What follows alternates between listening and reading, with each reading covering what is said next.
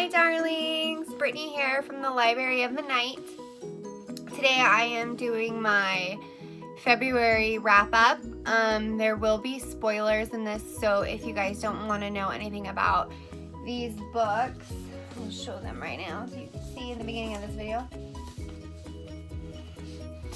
These, then go watch it later because I don't want to ruin it for you. I'm gonna try not to spoil it too much, but you know, things happen. So I read a total of 6 books this month, which is not my best reading month, but I did have a lot going on. I mainly almost completed my library, which you can see this is taking me a lot of time and effort. So I haven't had a lot of time to read. But yeah, so these are the books that I read in the month of February. If you guys have read any of these or want to read any of these, let me know down below what you think. Also, please don't forget to follow me on Instagram. My handle is Library of the Night. And yeah, so let's get started. So the first book that I read is Everless by Sarah Holland. This is a YA fantasy. It revolves around our main character, Jules, who in this realm, or whatever you want to call it, blood is extracted and turned into iron and used as coin. So people take blood from their bodies if they're you know, poor or whatever they have to use to pay bills. And you never know how much time you're gonna have left, so for poor people it's obviously really hard, and people die all the time because they have to take so much of their own blood, which is their own time of their life, to survive. And then there's also a family named the Gearlings who live at Everless, this estate here, and they kind of rule everything. They are full of money and they're mainly in control of everything. So when Jules was a little girl, her and her father lived at Everless. Her father was a blacksmith, and she grew up there until one day a terrible accident happened with the princess that she grew up with, and her and her father have to leave, and they go and live in this village. And they're obviously kind of poor, and they're behind on their rent, and they can't come up with the money. So instead of her father letting her extract her time, she doesn't want her father to, keep taking time off of his life because he's dwindling down to, they don't know how much time he's gonna have left. So she decides to go back to Everless and work as a servant because there is a wedding with Prince Roan, the youngest prince whom she did grow up with, along with his brother Liam. Roan is marrying the queen's adopted daughter, and they're having a huge, wedding and engagement and the whole bit at Everless. So they're paying girls lots of money to come and work there. So she does get selected, and she goes to Everless to work as a servant. And while she's there, she starts kind of to remember the things that happened when she was there, the hallways she grew up in, and things like that. She's kind of trying to keep a low profile because Liam, the eldest brother, is particularly cruel, and she's afraid of him discovering her, for he might out her for who she really is and why she's there, and the accident that happened and that whole situation. So this book is mainly about, her going back to Everless and all the powers and things like that are going on there, and the queen, who is basically the queen of the whole entire land. There's a lot of rumors circulating about her because if you touch her, things happen. I don't want to ruin it for you, but she gets selected to work as a handmaiden to the queen, and she becomes very close with her and her adopted daughter, who is marrying Prince Roan. So she's kind of bitter because she obviously has some feelings for him, and yeah, so things like that happen. During the end of the story, things got more magical, and it got really, really good, and I really, really enjoyed it, and I loved it so very much, and I cannot wait until the next book because the cliffhanger was terrible, and I hate it because it was so exciting, and I was like super pumped and super into it, and then before you know it, it's over, and I was really bummed about that. So I cannot wait for the next book. So obviously this is 5 out of 5 stars. I love it. I can't wait for the next book. Please give it to me now. So yeah, all right, next up we've got Archimedes by Andy Weir. Andy Weir is the author of The Martian. If you guys haven't read the book or seen the movie, it is a fantastical sci-fi. This is also another sci-fi who follows our main character, Jazz, and she is a badass smuggler who lives on the planet, or the home division, Archimedes, on the moon. This is futuristic and it takes place again on the moon, and people have inhabited the moon, and there's a whole bunch of different sectors where there's rich and poor and middle class and everything in between. And a lot of things are banned here because it is on the moon, so you know they don't have oxygen, they can't really go outside, and certain things like lighters and situations like that are not allowed on this planet. However, she has contact on Earth and she's able to smuggle these things in to make some more money to get out of her little shitty tiny apartment that she has. So she has an opportunity to work on this huge heist, and it should be, you know, the heist to end all of kind of her suffering as a poor person. So she's eager to take it, although stuff happens and we find out you know, the government might be corrupt and there might be some more dangerous criminal activity going on.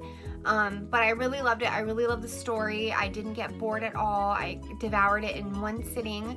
I really love sci-fi, so this was a 5 out of 5 stars for me.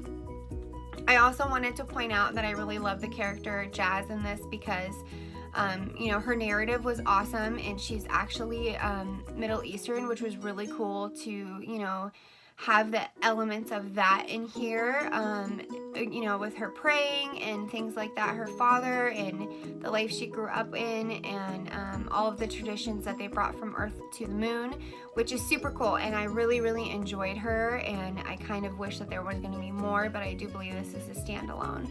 So I did love this book. So 5 out of 5 for this. Next, I picked up The Twits by Roald Dahl. I actually got a box set of, I think, the majority of the books that he wrote at Costco for like 25 bucks, so I couldn't beat it. And this is super, super small, so I wanted to fit it in to up my count. I do plan on reading more of these throughout the year or whenever I do get a chance. I did read a lot of them as a child, but I never read this. So this is obviously a children's or a middle grade book, and it's about, it's really funny actually. There's illustrations in it too. So it's about this man, Mr. Twit, and his wife, and there's monkeys in it, and a little roly-poly bird, and Mr. Twit is kind of a disgusting old man, and he's got this really nasty beard, and it goes on about how he gets food stuck in it, and you know, he's just gross, and his wife isn't very much better, and they're both kind of gross together, and I mean this really gross dynamic, but obviously they do love each other. And in the beginning he starts pranking his wife and doing all these really silly pranks that are just so funny, and then she gets him back in the end.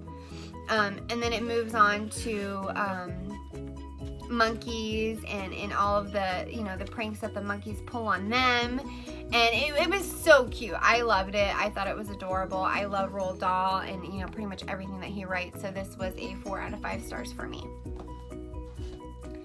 Next up, I read Because You Love to Hate Me. This is edited by A. Marie, and there is a million people on this. This is a villainy story. There's 13 different stories of villainy. It's called Because You Love to Hate Me because we do hate villains, but we also love them at the same time because they're so badass and most of the time have a kick-ass backstory. So it's kind of hard to, you know, completely hate them, but I really did enjoy this. The only thing was I kind of found myself skipping through some of the stories in here because it just kind of bored me a little bit, but I will tell you the ones that I really liked, and I actually really wish that they would have made longer books about. And one that I really loved was Jack. I really loved Jack. and I really loved The Sea Witch by Marissa Meyer. I think that was my absolute favorite. It was kind of like a spin on Ursula, and I just absolutely adored it. I really wish she would write a book about it because it was so good.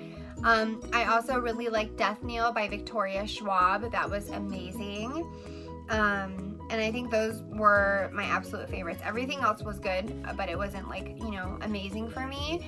But it's also kind of collaborated with 13 booktubers on here, which most of these people I watch and I love. And if you're watching this, hi, I read your book.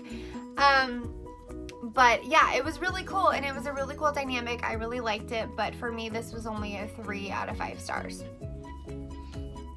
So next up, I am so excited about this book, and it makes me so pumped because I loved it so much, and that is The Cruel Prince by Holly Black. I could talk about this book all day long. This is a YA fantasy, and it involves fairies, and it's just absolutely fantastic. It follows our main character, Jude, who was whisked away to the land of the fairy. Her and her twin sister, along with her older sister. In the beginning, her parents are murdered by a man, and he is a fairy, and we find out that he is the father of her older sister. And so he takes them to fairyland, and now she is living with the murderer of her parents. Like, come on. Throughout time, she grew up there or whatever, and she kind of loves it, kind of also hates it, wouldn't really, know what to do if she went back to the mortal world. Her older sister obviously doesn't want to be there. She kind of hates her father, and there's a lot of back and forth between that. But her and her twin sister are going to school. They are mortals, so, they don't have any fae powers. Her older sister does because she's half fae. So they're not very accepted or anything like that. And one of the princes named Cardan, I might be saying that wrong, Cardan, I don't know how you want to say it, but he's cruel to her, and he treats her poorly and makes fun of her for being immortal and things like that. And all she wants to do is she wants to become a knight, and she wants to be a badass and, take no shit and, things like that. And she was just really freaking awesome. And ever. I could reread this a million times, and I would never get sick of it. So obviously 5 out of 5 stars. Give this all of the stars because it was amazing. Finally, I read Anna and the French Kiss by Stephanie Perkins. This is a YA contemporary. It follows our main character Anna, who grew up in Atlanta. Her father is a writer, and he kind of writes like cheesy love story novels, and he has become super famous. So he sends his daughter abroad to Paris to go to school as a senior, her last year of high school, and she's obviously really pissed that she's going to leave her friends behind and her brother and her mother, and she doesn't want to go, but she does, she has to. And so she goes to the American school or whatever of Paris, and she goes there and she meets some friends, and she feels super out of place because she can't speak French, so she she can't really order her breakfast or whatever.